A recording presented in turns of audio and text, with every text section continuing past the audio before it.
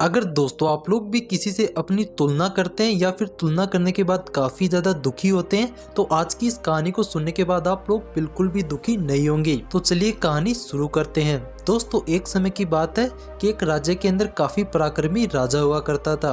वह राजा इतना ज़्यादा माहिर था तलवारबाजी में जिसकी की कोई हद ही नहीं थी। काफ़ी दूर दूर तक उसके काफ़ी प्रशंसा की जाती थी कि वह तलवारबाजी में काफ़ी अच्छा है। साथ ही दोस्तों जब भी लोगों के बीच में बात होती तलवारबाजी की तो उस राजा का नाम सबसे पहले आता। आसपास के सभी राज्यों में उस राजा की दोस्त हुआ करती थी। लेकिन दोस्तों उसके बाद में जो नंबर आता था तलवारबाजी का उसी राज्य के अंदर रहने वाले एक तलवारबाज का था, जो कि दोस्तों राजा के बाद में वही एक लौता इंसान था जिसको तलवारबाजी का इतना ज्यादा अनुभव है। जो तलवारबाज था वह काफी प्रशंसा भी करता था राजा की और खुद भी काफी प्रसन्न होता था और वह हमेशा अभ्यास करता रहता था तलवारबाजी का ताकि वह उस राज्य के अंदर पहला स्थान धारण कर सके। लेकिन दोस्तों अचानक से उसके घर पे कुछ खुशियों का माहौल बनता है और उसको लोग काफी सारे गिफ्ट देते हैं। इसके बाद में दोस्तों जो भी उसको गिफ्ट देता तो वह अलग अलग डिजाइनिंग की उसको तलवार देते क्योंकि वह तलवारबाजी में काफी ज्यादा माहिर था। तभी अचानक से वहां पर एक बुजुर्ग आते हैं और वह उस तलवारबाज को एक छोटी सी सुई प्रदान करते हैं। इसके बाद में जो भी वहां पर मेहमान होते हैं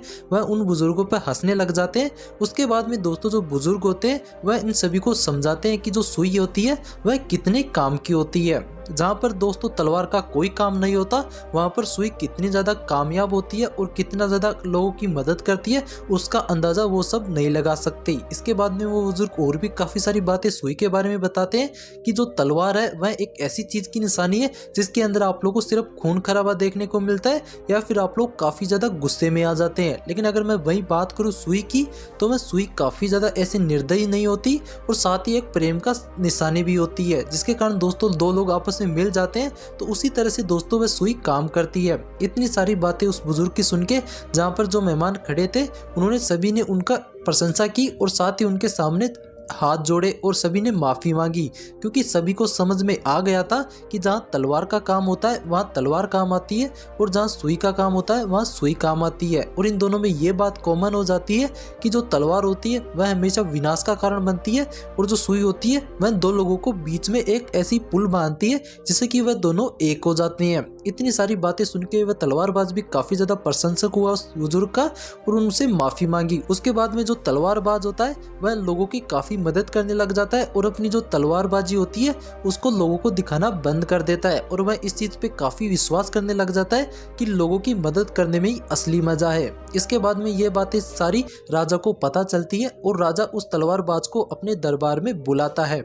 इसके बाद में जो राजा होता है वह इसकी काफ़ी प्रशंसा करता है क्योंकि जो तलवारबाज होता है उसने सुई का महत्व जान लिया और साथ ही लोगों की काफ़ी ज़्यादा मदद भी करने लग गया। इसी चीज़ को देखते हुए राजा ने उसको अपनी सेना का सेनापति बना देता है और उसके बाद में कुछ ऐसा जादू होता है कि जो सेनापति बनता है तलवारबाज वह सारे के सारे युद्ध धीरे धीरे करके लड़ता जाता है और जीत जाता है। राजा को युद्ध स्थल में जाने की जरूरत ही नहीं पड़ती और वह अकेला सेनापति सभी युद्ध को जीत लेता है। इन सभी बातों से राजा काफी प्रसन्न होता है और उसको काफी सारे भेंट भी प्रदान करता है। इस सारी कहानी से आप लोगों को एक चीज सीखने को मिलती है कि जो तलवार होती है और सुई होती है उनका आखिरकार महत्व क्या होता है। तलवार से आप लोग किसी भी तरह का युद्ध को जीत तो सकते हैं लेकिन इसके अंदर आप लोगों को काफी हिंसा का सामना करना पड़ेगा। लेकिन वही सुई की बात करूं तो सुई एक प्रेम का प्रतीक मानी गई है जिसका कंपेरिजन तलवार से आप लोग बिल्कुल भी नहीं कर सकते। तो आप लोग इस कहानी से ये समझ गए होंगे कि जिस चीज का जहाँ पर महत्व होता है उसका वहीं पर ही महत्व होता है। उसका कोई कंपेरिजन नहीं कर सकता किसी दूसरी चीज से,